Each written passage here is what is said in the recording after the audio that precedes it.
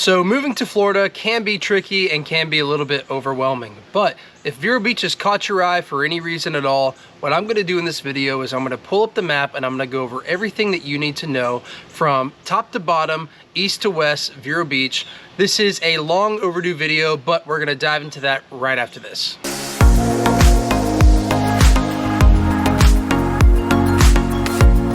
So what is going on, guys? My name is Andrew Pinch. If you're looking for a channel that goes over everything about what it's like to live, play, eat, sleep, and buy real estate anywhere in the Florida East Coast, then please like this video, tap that subscribe button, and hit that notification bell because you'll be notified every single week when I upload a new video. I'm getting calls from people every single day and I absolutely love it. So if you have any questions or concerns before making that move here to the Florida East Coast, then you know what you got to do. You got to give me a call, shoot me a text, or send me an email because I promise I'll have your back when making that move here to the Florida East Coast. All right, guys, so let's go ahead and pull up the laptop and go over the map just like I promised. We're going to try to cover every area of Vero Beach within this video, and let's go ahead and do that right now. Alrighty, so we are here. We have the map pulled up. First thing I wanted to start off with, I didn't want to just go from top to bottom. I did kind of want to talk about some different lifestyle choices and some different things that I've been getting phone calls about before in the past. The first one I really wanted to address is walkability to the beach. So I've had to explain to clients before that just because you're in this area here doesn't mean you're necessarily within a walkable distance to the beach. So I'll give you an example. Now, I would say walkability, easy walkability, would really stop right here at about the Fingers or maybe this Royal Park area here. So this is going to be near the Vero Beach Country Club. Very, very nice area, by the way, too, to where you're close to this bridge. Now, a walk over this bridge is not an easy feat. In fact, just going over and back is considered a lot of people's just full day of working out. It is a 65-foot high bridge, both of them, by the way, not just the Barber Bridge, but also the 17th Street Bridge. The reason they built them so high is to make it to where it's not a drawbridge. There's a lot of sailboats that come in and out, and they want to make sure that these bridges are high enough for those sailboats to clear. So from the point of the water, I don't know, where they measured it, high tide, low tide, whatever, but they are 65 feet high or 65 feet of clearance for these bridges. So that is not an easy feat. And it's a little bit longer than it looks too. I'm not sure on the linear footage of it, but I mean, if you think about it, all these little dots are pretty good size homes and it makes up quite a bit of that. So that's walking through this entire neighborhood here just to get to the point to where you're on the water. So not as easy as it looks to do that. And walkability will not be that great. So just to give you an example, I will put and just give you, just a little spot here. And let's go to Mulligan's because Mulligan's is about as central as it gets to restaurants on the beach. So Mulligan's Beach House, if you lived here, which looks very close to the beach, by the way, and then, within miles it's only about 4 miles away. You're still an hour and a half walk away from there. And I don't even know if Google's really taking into account how difficult and how hard the terrain is to get over that bridge when walking on foot. Now, a bike ride might be a little bit easier. Let's go ahead and hit that. 23-minute bike ride. But again, you're going to need either probably a mountain bike or just something to where you can kick down and lower down the gears, maybe an e-bike to bring you over that, really steep part of the bridge to get you over and get you to Mulligan's Beach House. But if you can do that, if you're athletically able to do that, then, within a 20-minute drive, you should be good from these areas as far as a bike ride to the beach. So closing out of that, next I wanted to address is if you were looking for luxury living, so anyone $1 million plus budget, that is going to be here on the island itself. So let's keep talking about that. The reason I say luxury living is because you really get access, and it's a special privilege that not everyone here on the mainland can have, as far as being able to just make a golf cart street legal and having access to the Ocean Drive and all of these shops, restaurants, and bars here up and down Ocean Drive. So if having a place to where you're living in Central Beach, so Central Beach would be my number one choice for for someone who wants convenient access to these restaurants, bars, and shops on Ocean Drive. It would be here just in this little region here. This is a Central Beach area. And then Also, if you just really wanted real private luxury living, but within an HOA and within a golf course, John's Island, you cannot beat it. John's Island is a little bit further north of here, and I'll zoom it out so you can see where. So this is really North Vero right here. I believe it cuts off about right there, and then it turns into, Sebastian and Wabasso. But we're just going to cut the the line off right there for Vero, and then John's Island is going to be just about as north as you can get for that. So with John's Island, you have, like you said, your own private golf course, beach club, and access to a lot of different amenities within there. You're also close to the village shops. So the village shops, I'll zoom up in here. This little area right here is going to be what's called the village shops. Pretty cool little place. The Citron Bistro is a really nice little restaurant there for, it says American restaurant. They mostly serve, just lunch and dinner, and some brunch items there as well. And then also Tommy Bahama. It's not on here, but one of my favorite stores to go in there is Tommy Bahama, although their clothes quality has not been the best as of recently. Now moving on to the South Beach area. So South Beach, you're going to have the Moorings Club here, really nice little place with a private golf course here as well. And then all of these houses up and down, they're all going to be a mix of non-HOA and HOA neighborhoods.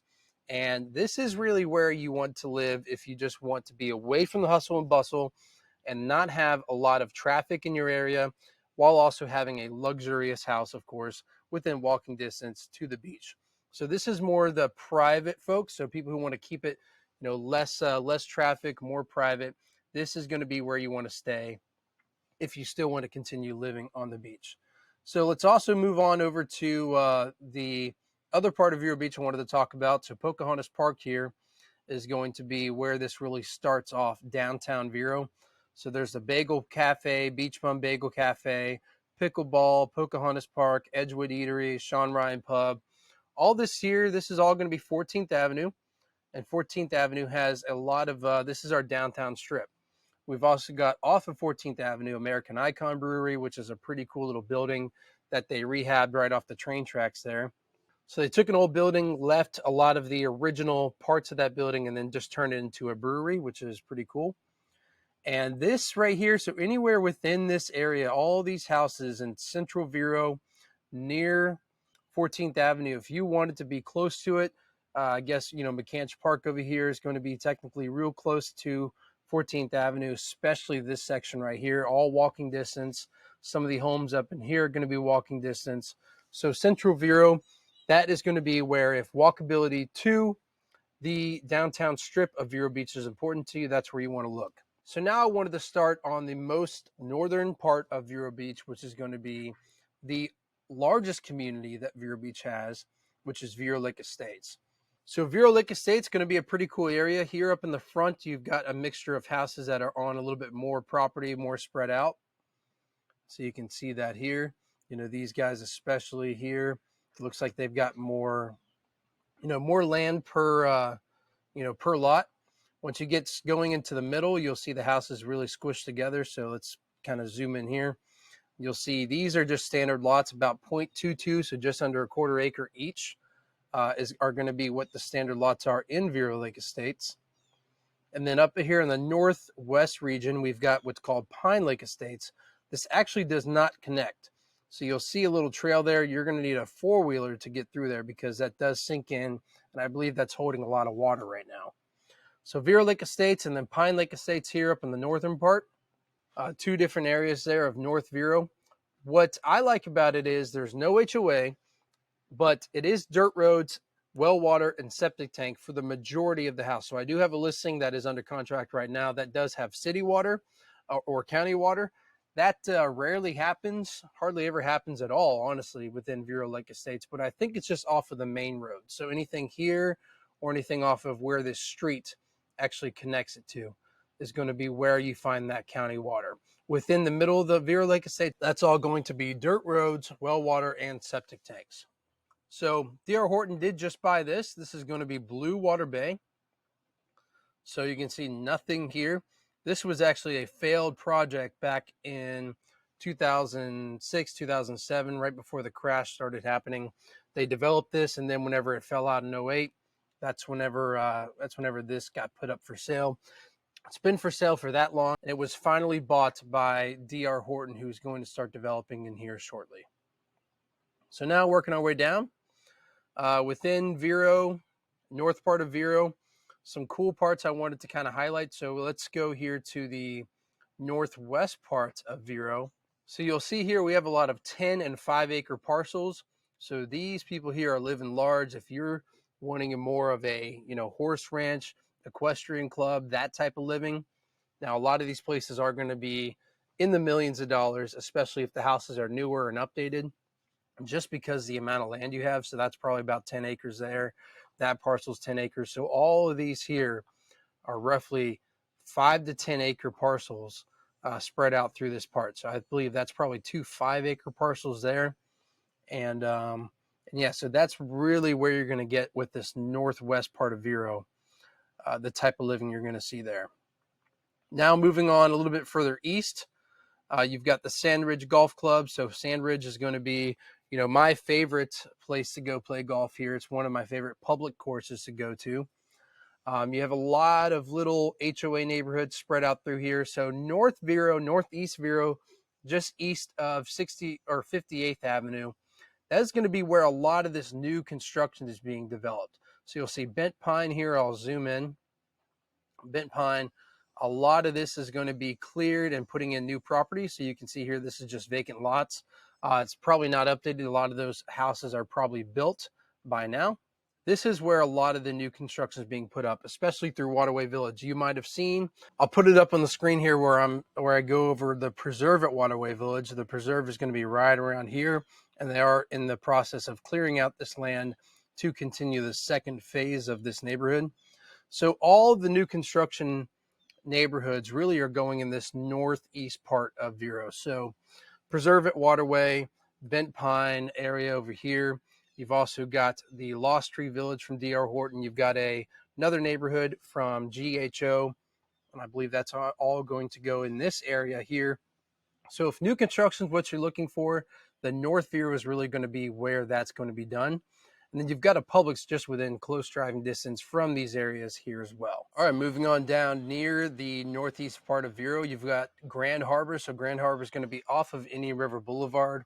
Really nice little area here too.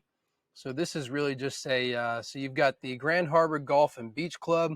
You've got their own private beach club and also golf privileges if you live within this area for the select homes. You've got their own little marina there.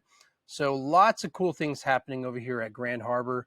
This is a really, really large community, and I believe is the main reason this Publix was even put there to accommodate the Grand Harbor Beach Club. So moving on down, we've already covered a lot of this area here on the island. We've covered the downtown strip area over here. And now I wanted to go over what I consider Central Vero. So Central Vero, I'm going to consider just south of the Vero Beach Regional Airport. So Aviation Boulevard, which goes down this way, and then 4th Street. So 4th Street here, you can see it's actually labeled as Vero Beach South. But we're just going to say everything north of 4th Street and south of Aviation Boulevard is going to be Central Vero. So you'll see this is where I am. I'm a little bit further out west. But anything here, this is all going to be a mix of non-HOA, some HOA areas where you can kind of tell on the map how they're laid out, if they are going to be HOA or not. The gridded parts and the gridded streets traditionally are not HOA with no restrictions. And then when you see this kind of planned out look like you see here, and then also over here, like where I am within an HOA.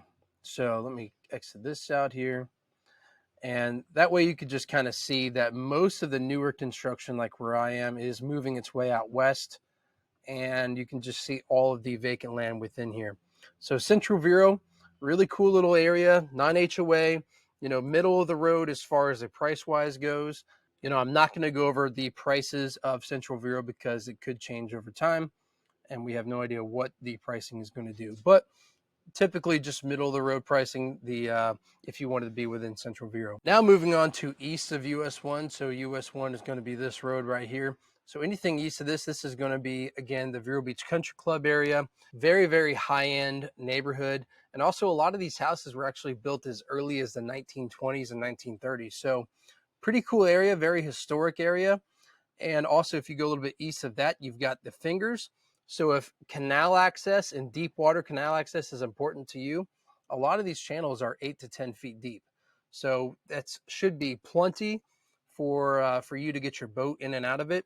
And then also, I kind of recommend being higher up or further up within the canal than being back here, because this is where all the wind is making this water choppy during the windier days. If you do go out, maybe offshore, it gets a little bit too choppy, it's harder to dock your boat on, you know, a lift like that or a lift like this than it is to go in here, because you have this canal and this channel cutting off that wind. So it just does get a little bit quieter through here.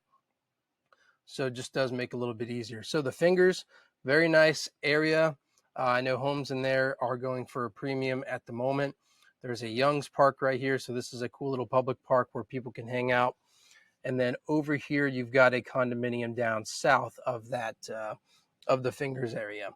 Here's where they're talking about building the Three Corners project. So I will maybe make a video. This is the Vero Beach City Power Plant. It has not been operating for the last 7 to 8 years, but they are talking about doing a huge project there with hotels, shops, restaurants, bars, and a load of other things to be doing, and make this really the hub of Vero Beach is what they're talking about. So I imagine property values for the Fingers and for anything here near this area is going to start going up if that project does get passed here in this November. So moving on down here to Vero Beach South. Vero Beach South is another really nice area of Vero. So we've got all of Oslo Road. So Oslo Road here, you've got the Publix supermarket down here. We've got 7 Publixes throughout Vero Beach, by the way. And then this is one of my favorite hibachi places here. We go and get poke bowls all the time. And these houses in this area here is a mostly consists of HOA neighborhoods. So here we have Citrus Springs Village, pretty cool little area. It's actually made up of, you know, several different gated neighborhoods to where they all don't share the same gate. So you'll see here, that's a gate there, that's a gate there, that's a gate there. And then they have the amenity center, which is right here. So pretty cool little spot. And you're all within driving distance from that Publix. And now the southeast portion of Vero, at least at this moment, is going to be the most affordable way that you can get a house on the canal. So this is all going to be the River Shores, Vero Shores area. And these houses here, I know are selling anywhere between 700,000 to 800,000 at the moment. And that really beats the premium that you pay up in the Fingers with well over $1 million plus. We've got this big condominium here. This is all going to be Royal or Vista Royale. 55 and older condominium, and those were selling anywhere below $200,000, but you have to be, like I said, 55 and older to qualify to live within this area here. It does have a golf course, another one of my favorite courses to play, because it has 3 9-hole courses, so you can always kind of change it up and play in different orders as you go.